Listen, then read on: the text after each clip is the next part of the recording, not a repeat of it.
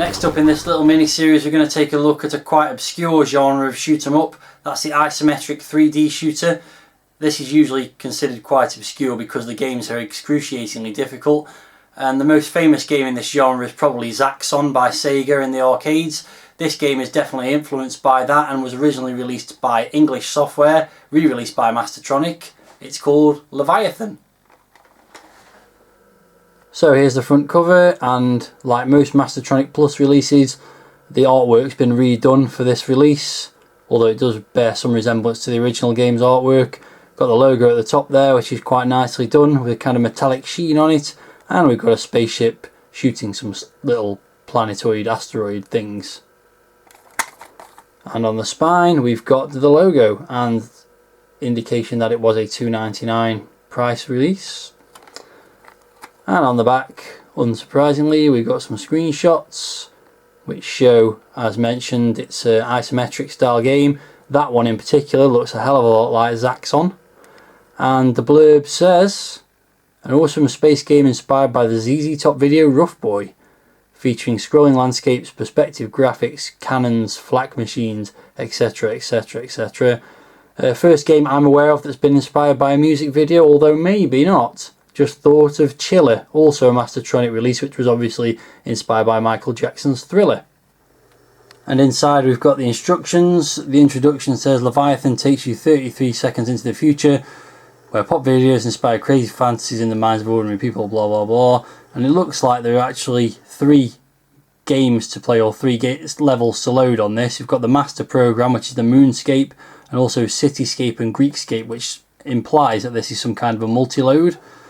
And it says each zone must be crossed within the allotted time, etc, etc. Limited fuel, unlimited missiles, lives, etc. Going on into the inside of the packaging, it says fuel cubes, something about those. Watch the diagonal arrows flashing green to guide you in the right direction. Basically, it's a shoot 'em up and you've got to blow stuff up. That's pretty much it. So then we've got the loading instructions, we've got the controls.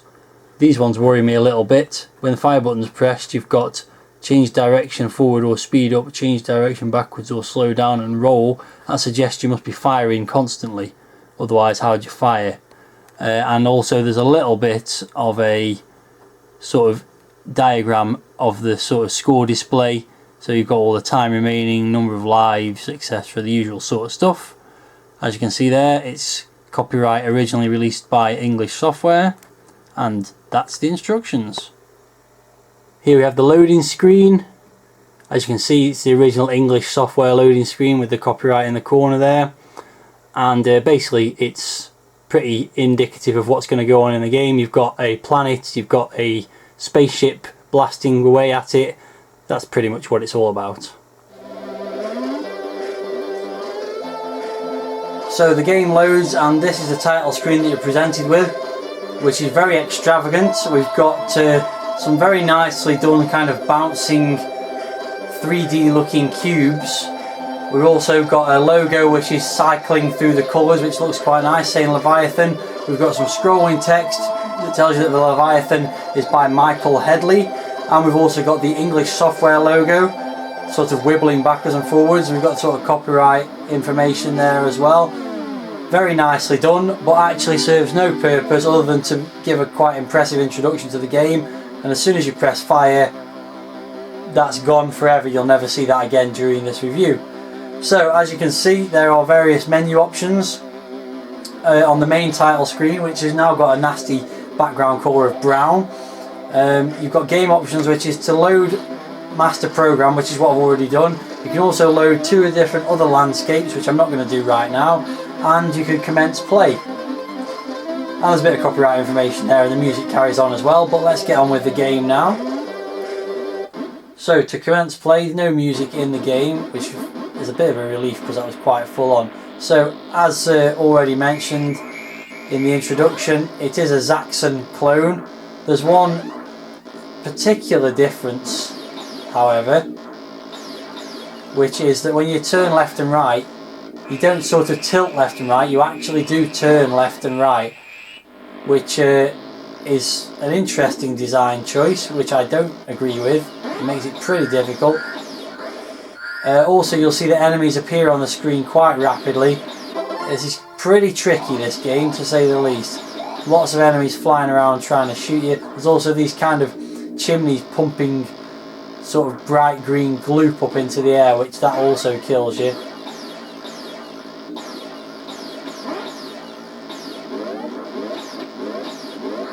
And there goes another life by some blue Death Star lookalikes. So the idea of the game, well, I'm not entirely sure, but I think it's pretty much just to shoot everything on the level and then progress to the next level. What you can do that I haven't shown yet is that if you push... Oh, let's try that again in a second. So pushing backward makes you go upwards. Oh, for God's sake. I think that'll be game over for the first attempt. Yeah, let's give it another go. You'll see this a few times because it is an incredibly difficult game. So yeah, pushing backwards makes you go up, pushing forwards makes you go down in the isometric perspective. Left makes you turn left and right makes you turn right in that rather awkward fashion. If you hold the fire button down, it allows a different set of controls. If you hold fire button down and push back the way you came, you turn round. And the controls are inverted just to make things really confusing. If you hold fire button down and push forward, then you speed up, and backwards slows you down until you turn around. And also, if you hold the fire button down and push left and right, you actually roll. But you don't roll left and right, you just roll in a rotation, as you can see there, and you still crash into stuff. So it doesn't give you any kind of invulnerability either. So, that's the game. The idea, as you've seen, is to shoot as many things as possible, which is easier said than done. Perhaps go a little bit faster. Try and avoid things that will kill me, which is not very easy to do. So it's kind of like a cross between Zaxxon and Uridium, in fact, with things coming at you at a rather rapid rate of knots, and also the fact that you can turn around and go back along the landscape. Design wise, it's very nice. It looks great. You know, all the graphics are pretty nicely done. Nice sort of illustration of 3D and so on, but it is just absolutely rock hard. There's also some pretty good sound effects. Your spaceship makes quite a satisfying sort of throbbing noise as you move around. I'm not sure what's happening here now. I'm just floating through space. Maybe something will happen eventually. Oh, there's some stuff. There's a box there. I don't know what goes on with that. Let's try and turn around and go back and collect that box. If I don't get killed in the meantime, of course. Oh no! Oh, see, turning left and right when you're pointing back into the screen is very annoying. Oh, I killed that box now for some reason. So yeah, there's lots of stuff to shoot in this section. And eventually, I imagine... Oh, the big problem is when you're firing and you try and change direction, you'll accidentally, instead of going forwards or backwards or right or left, go the opposite direction or something, or you'll do the wrong command that you're trying to do with the spaceship. It makes it very difficult to move around. By fire button, get accessing a completely different set of manoeuvres, and that's another game over, but at least I got my name in the high score table this time. So that's that version of the landscape. Seen just about enough of that. What I'm going to do now is load one of the others, because actually when I played through earlier on, there we go, one of the other landscapes is actually much easier to play, so I'm going to load that up now. You don't have to watch that, but we will continue the review momentarily. So, Landscape 1 has now loaded in, which you'll see in a moment, so let's get the game started. A little bit of mention for the status bar at the bottom, which is very nicely done as well. Lots of information on there, none of which I've paid much attention to. So this level is a little bit more like Zaxxon in the way it looks, in that, oh, I got shot. It's more of a sort of cityscape than the previous level, which was more of a sort of barren landscape kind of planet surface thing. Oh, it's still insanely difficult. Oh, I've turned around now by accident. Yeah, the controls really do let the game down. It's so complicated. You know, you just manoeuvring all over the place, and pretty much everything flies into you as well.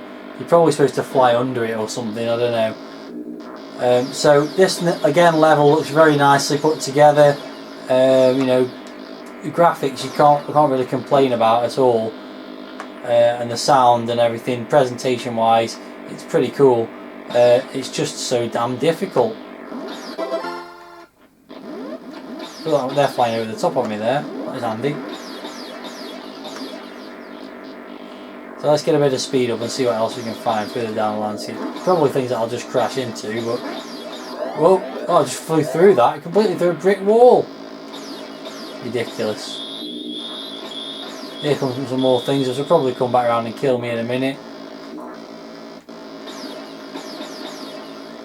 What's going on there? Oh, crashed again. Let's give it one more go, and then I've had enough really. Basically, it's a case of all style and no substance. Very nicely put together. No complaints about the presentation of it. It's quite a beautiful looking game, but it's just so damn hard. It's ridiculous.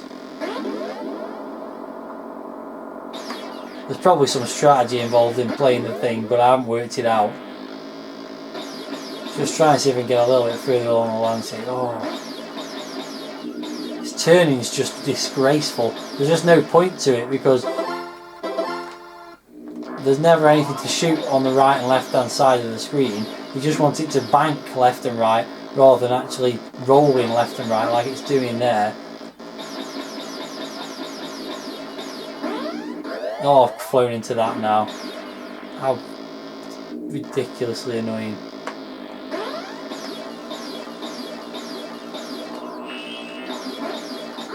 And now I've flown into that. And frankly I've had enough. So in summary, nice looking game. Incredibly difficult. If you've got the patience of a saint, you might be able to see it through to play a bit further. But for me, it's just not worth playing. It's just horrible. So I'm going to say not worth the $2.99 asking price. Just see if I can make any progress here. Lots of things shooting at me. I seem to be underneath the landscape there. It's a little bit buggy.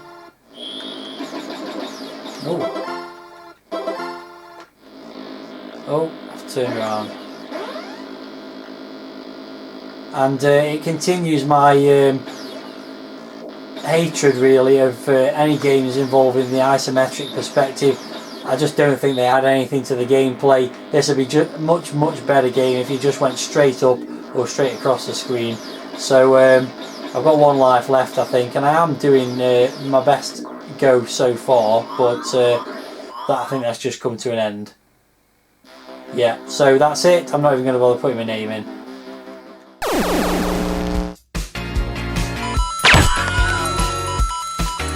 If you only knew the power of the dark side. 2, 1, 0.